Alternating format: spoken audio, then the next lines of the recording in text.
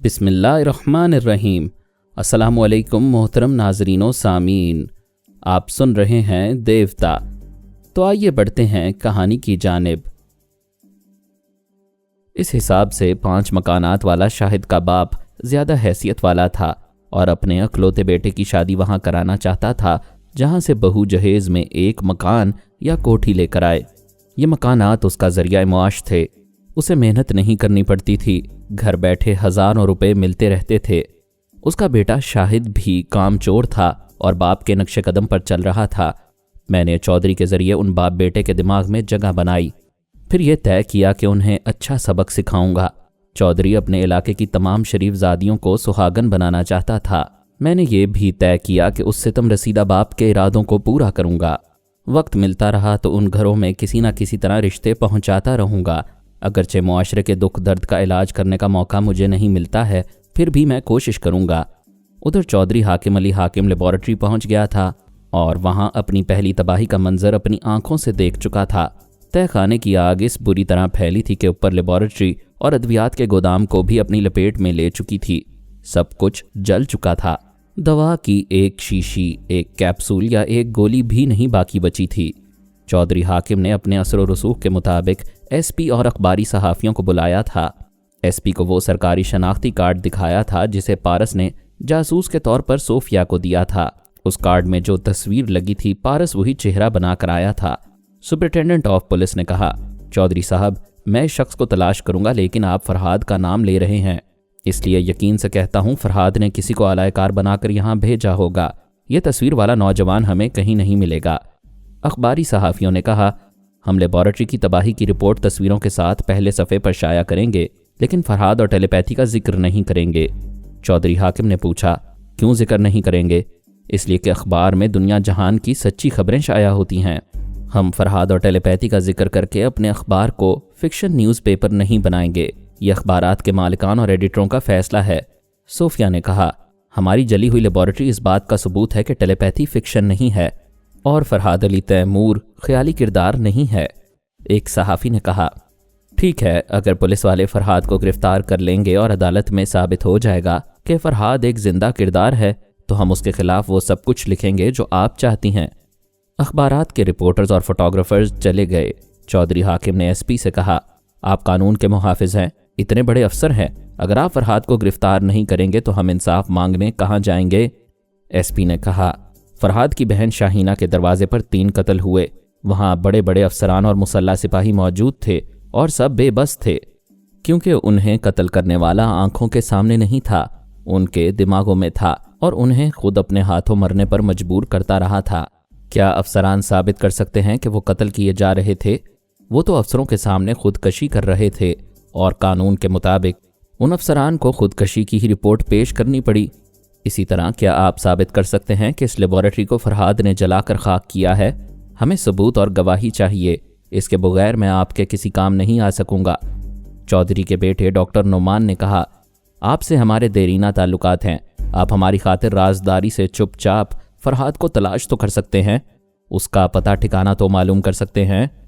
राजदारी हमारे तुम्हारे दरमियान हो सकती है, टेलीपैथी जानने वाले के सामने कोई राज नहीं रहता। क्या तुम में से कोई जानता था कि वो तुम सबके दिमागों में पहुंच जाएगा? क्या ये यकीन से कह सकते हो कि अभी वो हमारे दरमियान नहीं होगा और आइंदा मुझे नुकसान नहीं पहुंचाएगा? मैं वर्दी उतार दूंगा, इस्तीफ़ा दे दूंगा, लेकिन उसे तलाश नहीं कर सकूंगा। वो सॉरी कहकर चला गया। तीनों बाप, बेटा और बेटी दफ्तरी कमरे में थोड़ी देर तक चुप बैठे रहे।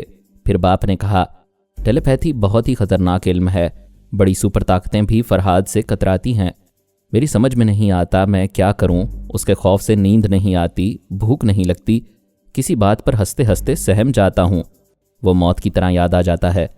सोफिया ने कहा, आज तक मैंने उसका सिर्फ जिक्र सुना था, अब इतनी ज़बरदस्त तबाही देखकर मेरा सुकून भी गारत हो गया है। अगर इस कारोबार में करोड़ों का मुनाफा ना होता तो हम इसे छोड़ देते। चौधरी ने कहा, फरहाद को सिर्फ ये एतराज़ है कि यहूदी पाकिस्तान से अपना मुनाफा ले जाते हैं। नोमान ने कहा, फरहाद से समझौते का कोई रास्ता निकालना चाहिए। सोफिया बोली, क्या तुम्हें पता है वो पक्का अय्याश है, मुझे आज रात खाने पर बुला रहा था। चौधरी हाकिम ने चौंक कर पूछा, क्या वो तुम्हें डिनर के लिए कह रहा था और तुमने इनकार कर दिया? हाँ, और क्या करती? क्या रात को उसके पास चली जाती? बेटी वो खाने पर बुला रहा था, खाने के साथ तुम्हें तो नहीं खा लेता। तुम समझदार हो, जरा सोचो, मुलाकात का सिलसिला जारी रहता तो हकीकत सामने आ जाती कि तुमसे मुलाकात करने वाला महज आलायकार है या खुद फरहाद है। नोमान ने कहा, एक बार, सिर्फ एक बार अगर ये यकीन हो जाए कि तुमसे मिलने वाला फरहाद है तो उसे गोली मारने में देर नहीं लगेगी। चौधरी ने बेटे से कहा, तुम्हारा खून गर्म है, सिर्फ गोली मारने की बात ना सोचो। अगर वो सोफिया को पसंद कर ले, मेरा दामाद और तुम्हारा बहनोई बन जाए तो ये रिश्ता हमें अरबपति और खरबपति बना देगा। सोफिया बोली, डैड, ये आप क्या कह रहे हैं? फरहाद आपकी उम्र का है, सुना है उसके 2 जवान बेटे हैं। जवान हैं तो क्या हुआ? क्या जवान बेटों के बाप शादी नहीं करते? तुम जज्बात से नहीं, अकल से सोचो। कारोबारी शादियां ऐसी ही होती हैं। नहीं, अकल से ही समझकर कह रही हूँ, बाप की उम्र वाले आदमी से शादी नहीं करूंगी। नोमान ने कहा, आप दोनों ऐसे बहस कर रहे हैं जैसे फरहाद ने सोफिया का रिश्ता मांगा हो। बाय द वे, हमारे पास जो आया था वो सर से पांव तक जवान था। क्या टेलीपैथी ऐसा इल्म है जो आदमी को सदा जवान रखता है? यहाँ आने वाला फरहाद का आलायकार होगा। जो कोई भी हो, वो फरहाद की तरफ से तुम्हें खाने की दावत दे रहा था। तुमने दावत को ठुकराया और उसके बाद ही उसने तहखाने में आग लगा दी और हमें इतना बड़ा नुकसान पहुंचाकर खुद चला गया। अगर मैं दावत कबूल कर लेती तो? नोमान ने मेज पर हाथ मार कर कहा, तो मैं यकीन से कहता हूं कि हमें 25 लाख रुपए का नुकसान ना होता। वो बोली, क्या ये गैरतमंद भाई कह रहा है? क्या 25 लाख बचाने के लिए या वो रकम वापस हासिल करने के लिए मुझे फरहाद के पास तुम छोड़कर आओगे? बोलो, आओगे मुझे वहां छोड़कर? नुमान बोला, डैड, ये खामखा जोश में आ रही है, मुझे काटने को लपक रही है। क्या कहा? मैं तुम्हें काटने को लपक रही हूं? क्या तुम मुझे कुतिया कह रहे हो? बाप ने कहा, इजी, अपने बाप और भाई को गलत ना समझो। हम दुनिया वालों के सामने 25 लाख के नुकसान का वावेला कर रहे हैं, वरना 25 लाख हमारी बेटी के सामने कुछ नहीं। बेहतर है हम इस मौजू पर मजीद गुफ्तगू ना करें। नोमान बोला, गुफ्तगू नहीं करेंगे तो किसी नतीजे पर भी नहीं पहुंचेंगे और फरहाद हमारे आसाब पर सवार रहेगा। आइंदा भी यूं ही हमें नुकसान पहुंचाता रहेगा। इब्तदा 25 लाख से हुई है, ना जाने इंतहा कहाँ होगी। बाप बोला, हम कंगाल हो जाएंगे, शानदार कोठियों और कारों से निकलकर फुटपाथ पर आ जाएंगे। सोफिया को आराम से सोचने दो कि समझौते का जो एक ही रास्ता रह गया है उस पर हमें चलना चाहिए या नहीं। वो उठकर खड़ा हो गया। नोमान भी बाप के साथ उठ गया। सोफिया बैठी रही और ये समझती रही कि बाप भी यही चाहता है, मगर साफ लफ्जों में नहीं कह पा रहा। उसी वक्त फोन की घंटी बजने लगी। बाप बेटा जाते जाते रुक गए, फोन की तरफ देखने लगे। सोफिया ने रिसीवर उठाकर कान से लगाया, फिर कहा, हेलो। मैंने उस आवाज़ और लहजे में उसे मुखातिब किया जिसे पारस ने उसके सामने इख्तियार किया था। मैंने कहा, हेलो सोफिया, मैं तुम्हारे दिमाग में भी आकर बोल सकता था, लेकिन ये मालूम करने के लिए फ़ोन पर बोल रहा हूँ कि फ़ोन के जो तार काटे गए थे वो जोड़ दिए गए हैं या नहीं। फिर तुम्हारे बाप और भाई को भी मालूम होना चाहिए कि मैं तुम्हें याद कर रहा हूँ। वो चाहें तो फ़ोन पर मेरी आवाज़ सुन सकते हैं।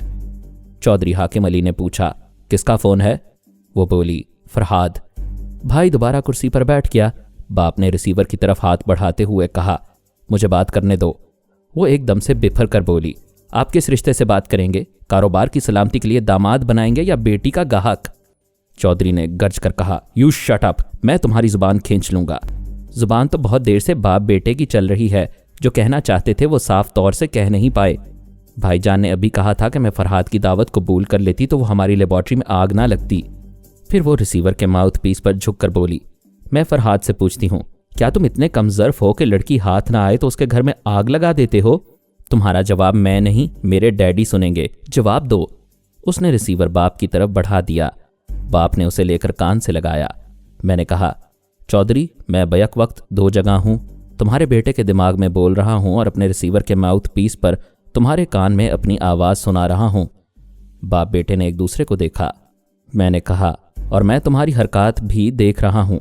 अगर तुम दोनों अपनी तबी उम्र तक जीना चाहते हो और अभी हराम मौत नहीं मरना चाहते तो मेरे साथ साथ बोलो ताकि सोफिया सुन सके। चौधरी ने कहा, प्लीज़ मिस्टर फरहाद, पहले मेरी 2 बातें सुन लो। चौधरी, अब एक लफ्ज़ भी अपनी तरफ से ना कहना। अब जो बोल रहा हूँ उसे नोमान जुबान से दोहराएगा और तुम खामोश रहोगे।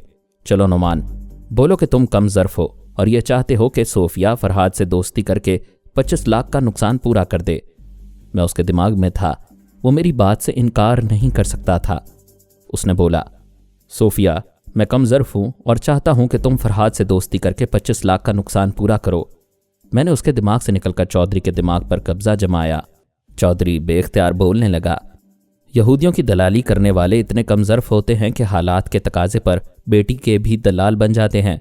मैं भी मजबूर होकर फरहाद की दुश्मनी से महफूज रहने के लिए मुनाफे की बिसात पर तुम्हें मोहरा बना रहा हूँ और फरहाद के सामने लाना चाहता हूँ। बस इतनी सी बात है। चौधरी ने इतना कहकर रिसीवर रख दिया। मैंने सोफिया के पास आकर कहा, मैंने तुम्हारी आंखें खोलने के लिए रात को खाने की दावत दी थी और तुम्हारे इनकार पर यह कहा था कि तुम्हारा बाप हर माह लाखों रुपए का मुनाफा कमाने के लिए अपनी डॉक्टर बेटी को बाजार का माल बना देगा। यह भी मैंने साबित कर दिया है। सोफिया की अना को जख्म लग रहे थे, उसकी आंखें निदामत से भीग रही थीं। मैंने कहा, तुमने मेरे ज़र्फ के बारे में पूछा था। मेरा ज़र्फ यह है कि मैं तुम्हें बेटी समझता हूँ, लेकिन बेटी नहीं कहूँगा क्योंकि तुम मेरे मुल्क की एक जिम्मेदार डॉक्टर होकर दवाइयों में अफ्यून और अल्कोहल मिलाती हो। कौम से दुश्मनी करने वाली मेरी तो क्या किसी की भी बेटी नहीं होती। उसने जवाब नहीं दिया। सोच के जरिए मुझसे बोली, आपने मेरी आंखें खोल दी हैं।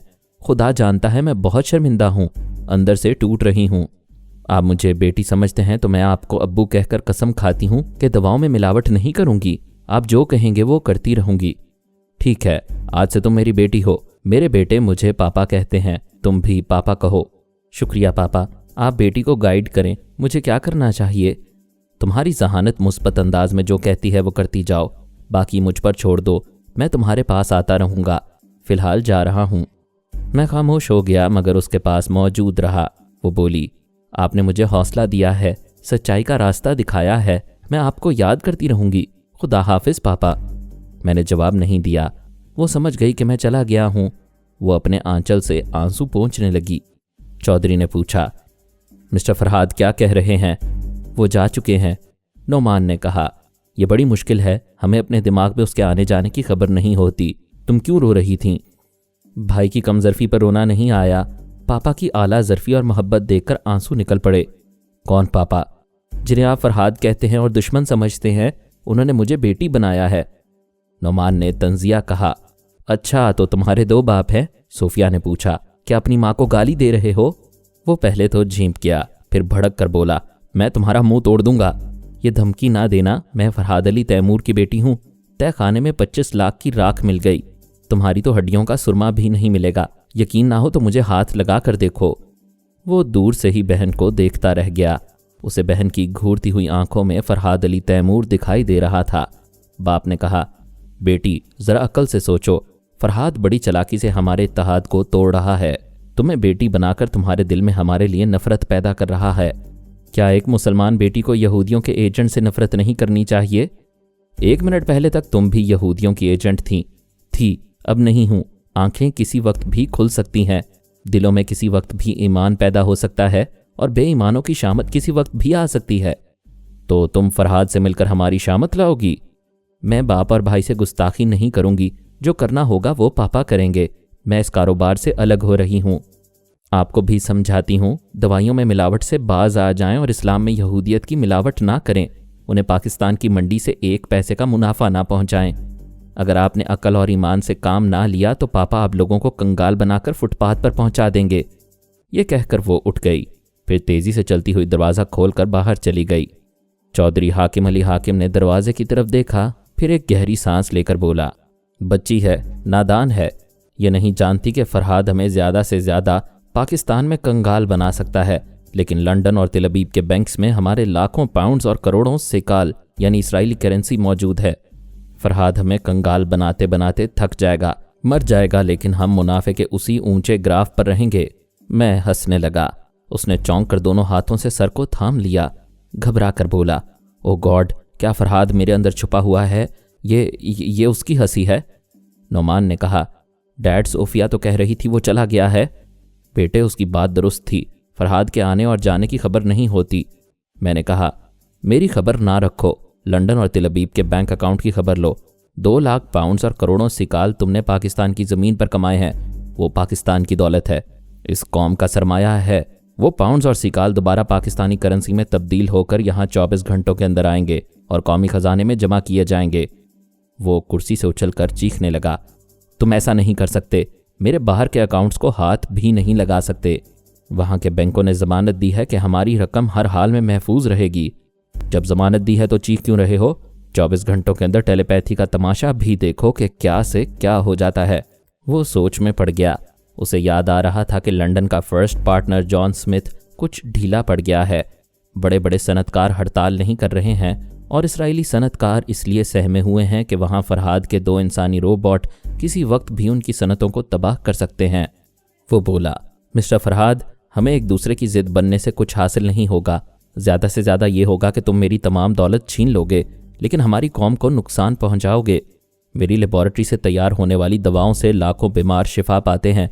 फार्मूला यहूदियों का ज़रूर है, लेकिन हमारे मुल्क के बीमार लोग सेहतयाब होते हैं। चौधरी, मुझे फार्मूले पर एतराज़ नहीं है।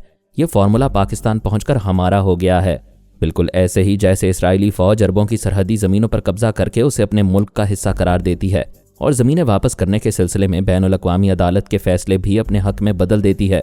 ठीक उसी तरह मैं उनकी दवा साजी के फार्मूलों पर कब्जा जमाऊंगा। तुमने उन्हें बहुत मुनाफा दिया है, अब पाकिस्तानी एक पैसा भी उनके पास नहीं जाएगा और तुम्हारा तमाम कारोबार भी खाक में मिल जाएगा। इसका मतलब यह है कि तुम हमारे दिमाग से वो फार्मूले चुराकर किसी दूसरे पाकिस्तानी को दोगे। मुझे तुम्हारे दिमाग से चुराना नहीं पड़ेगा, वो तो मेरी बेटी डॉक्टर सोफिया को ज़ुबानी याद हैं। मैं ये कारोबार अपनी बेटी को दूंगा, फिर तुम बाप बेटे को इस लेबॉरेटरी में कदम भी नहीं रखने दूंगा। सोचो, फैसला करो, पाकिस्तान से गद्दारी करोगे या यहूदियों के खिलाफ बगावत करना चाहोगे। मैं सोचने की मोहलत दे रहा हूँ, फिर 24 घंटों के बाद वही होगा जो मैं कह चुका हूँ। अब मैं जा रहा हूँ, खुदा तुम्हें सोफिया की तरह अक्ल और ईमान दे। वो थोड़ी देर तक सोचता रहा, फिर बेटे से बोला, मेरा पासपोर्ट लेकर ट्रैवलिंग एजेंट के पास जाओ और किसी भी पहली फ़्लाइट से लंदन के लिए एक सीट हासिल कर लो। मैं मिस्टर स्मिथ और यहूदियों से 2 टोक फैसला करूंगा।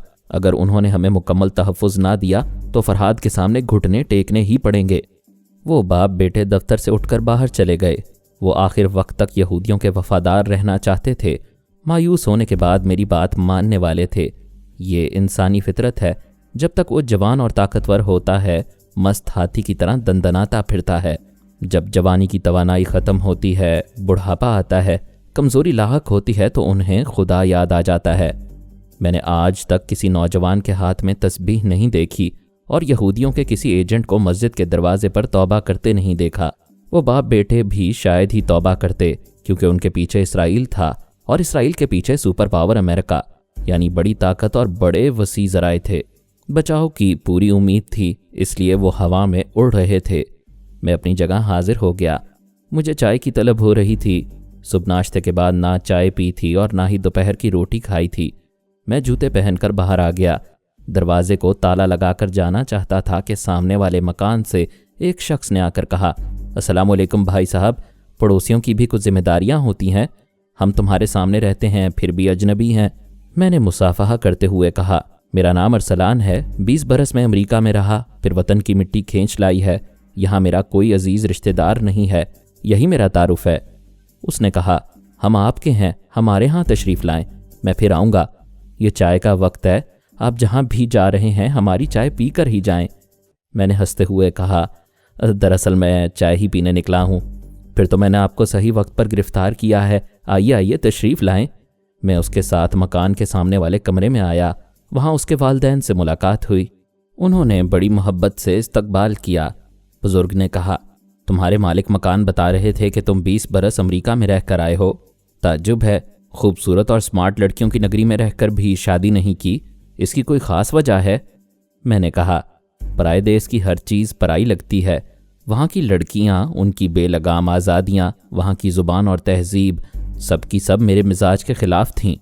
किसी शायर ने मेरे ही लिए कहा है, पहुँची वहीं पे खाक जहाँ का खमीर था। इस बात पर सब हंसने लगे। बुजुर्ग खातून ने कहा, यह बड़ी बात है कि बरसों अमेरिका में रहकर भी तुम अपनों में आ गए। मुझे अपने साथ उस मकान में लाने वाले जवान ने कहा, अम्मी ये फरमा रहे थे कि यहाँ उनका अपना कोई नहीं है।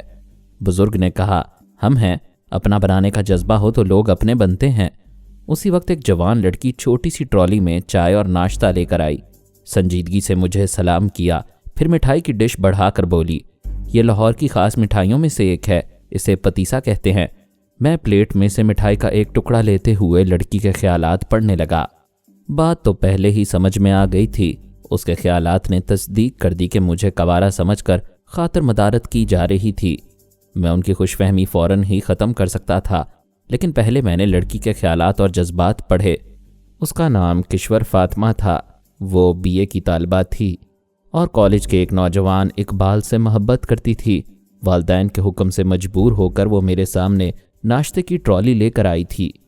उसकी सोच ने बताया कि इकबाल भी उसे दिलो जान से चाहता है, लेकिन उसके और इकबाल के बुजुर्गों के दरमियान बहुत पुराना ख़ानदानी झगड़ा चल रहा था। इकबाल ने तय किया कि बुजुर्गों की ज़िद और अकड़ ख़त्म करने के लिए वो घर से भाग जाएंगे। जब लड़की वालों को बदनामी का एहसास होगा और लड़के वालों को अकलौते बेटे के हाथ से जाने का सदमा होगा, तो वो पुरानी घिसी पिटी दुश्मनी से बाज आ जाएंगे। अभी वो दोनों मजबूर थे। इकबाल अभी कॉलेज में ज़ेरे तालीम था, आमदन का कोई ज़रिया नहीं था और घर से बाहर दोनों के लिए पनाह की कोई जगह नहीं थी। इसलिए वो परेशान थे और सोच रहे थे कि मोहब्बत से लेकर शादी की मंजिल तक कैसे पहुंचा जाए। बुजुर्ग खातून ने कहा, ये मेरी बेटी किश्वर फातिमा है, बीए के आखिरी साल में है, हर साल अव्वल आती है। जब 10वीं का इम्तहान दिया था तो सूबे भर में अव्वल पोजीशन हासिल की थी। किश्वर के वालिद ने मुझसे पूछा, तुम अमेरिका में क्या करते थे और अब यहाँ क्या करने का इरादा है? मैं वहाँ नजूमी था, दूसरों को किस्मत का हाल बताता था। बुजुर्गों ने मुझे बेयकीनी से देखा। फिर खातून ने नागवारी से पूछा, नजूमी? जी हाँ, आपने यहाँ फुटपाथ पर देखा होगा, तोता फालनामा खोलता है। यहाँ के नजूमी बहुत छोटे और कमतर समझे जाते हैं, लेकिन अमेरिका में ये एक नई और अनोखी चीज़ है। जब मैं न्यूयॉर्क में, फिलाडेल्फिया और शिकागो के फुटपाथ पर तोते के जरिए फालनामा खोलता था और किस्मत का हाल बताता था तो लोगों की भीड़ लग जाती थी। वहाँ मैंने लाखों डॉलर कमाए हैं, लेकिन यहाँ किस्मत का हाल बताने वाले नजूमी और तोते फाके करते हैं। सोसाइटी में उनकी कोई हैसियत नहीं है।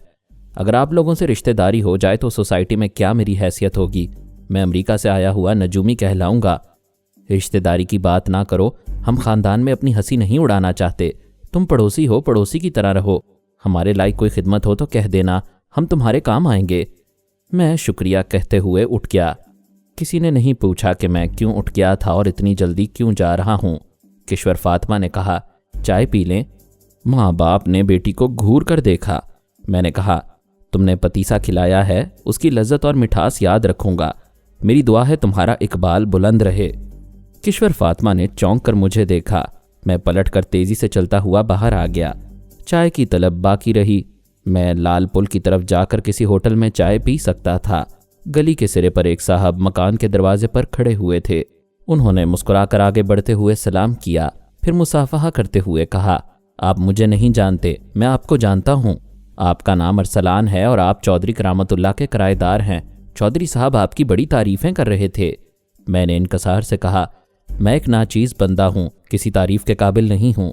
अजी, आप तो छुपे रुस्तम हैं, अमेरिका से आए हैं, कहाँ जा रहे हैं? ज़रा चाय पीने जा रहा हूँ। क्यों शर्मिंदा करते हैं? महल्लेदारी भी कोई चीज़ होती है। आप हमारे होते हुए दुकान की चाय पिएंगे? वैसे एक बात समझ में नहीं आई, अभी आप अमजद साहब के मकान से निकल कर आ रहे हैं, क्या उन्होंने चाय को भी नहीं पूछा? पूछा था, मैंने बहाना कर दिया कि चाय नहीं पीता। अरे रहने दें अरसलान साहब, आप हमसे ज़्यादा अमजद साहब को नहीं जानते।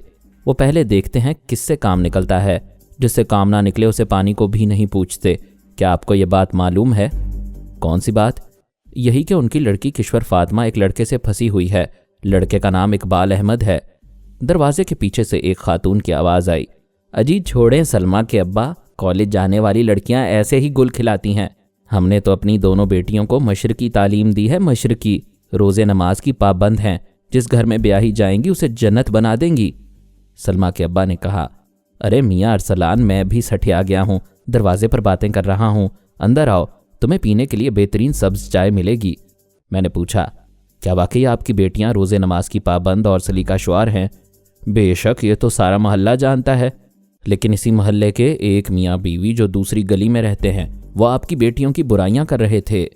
अब मैं उनकी तमाम बातें तो नहीं बता सकता, मगर वो दावा कर रहे थे कि आपकी बेटियों का रिश्ता कभी नहीं आएगा और वो उम्र भर कवारी सेज पर बैठी रहेंगी।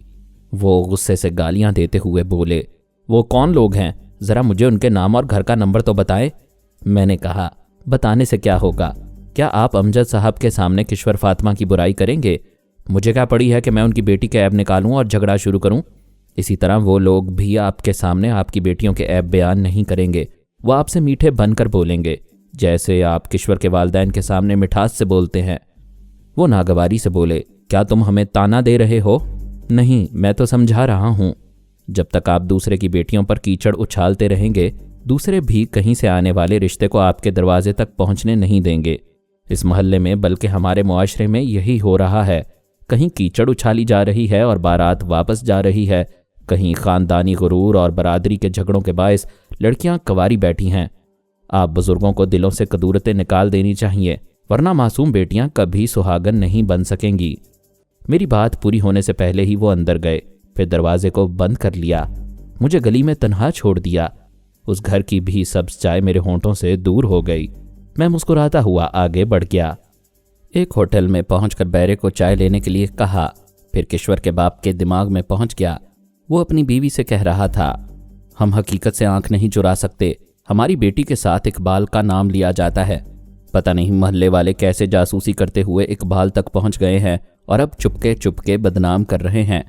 बीवी ने कहा, आप मर्दों को खानदानी झगड़े बढ़ाने में बड़ी मर्दानगी नजर आती है। आप बेटी के बाप बनकर सोचें, क्या इकबाल के बाप से सुलह नहीं हो सकती?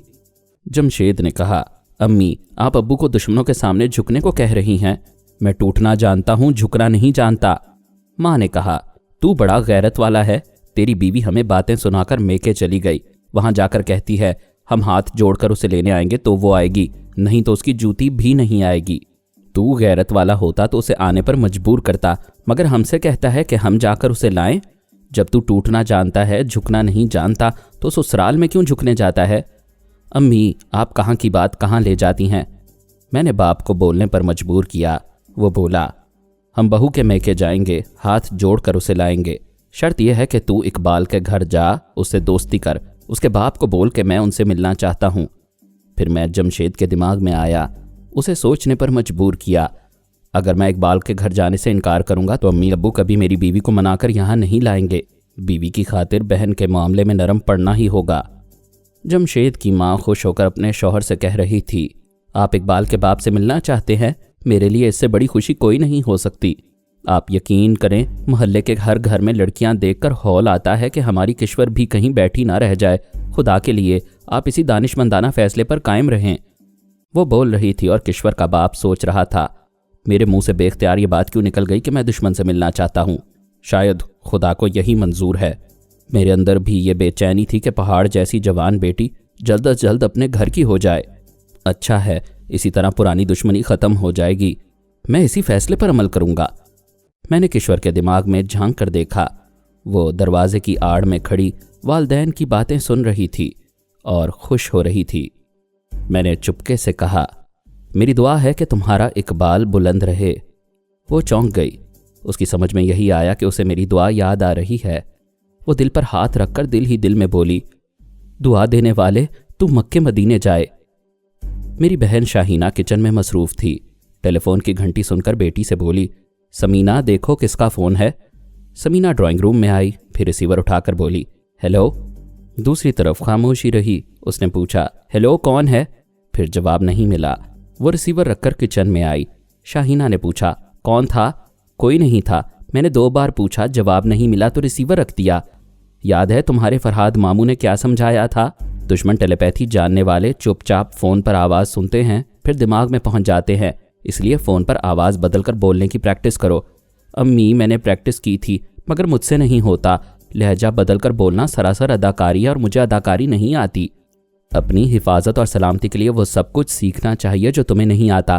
तुम्हारे मामू कहाँ तक हमारी निगरानी करेंगे? अच्छा, मैं फिर कोशिश करूँगी। वो सब्जी काट कर माँ के पास रखती हुई बोली, मैं लिबर्टी मार्केट जाना चाहती हूँ। कुछ किताबें और कैसेट खरीदूंगी। ज़रूर जाओ मगर भाई को साथ ले जाओ। वो कामरान के पास आई।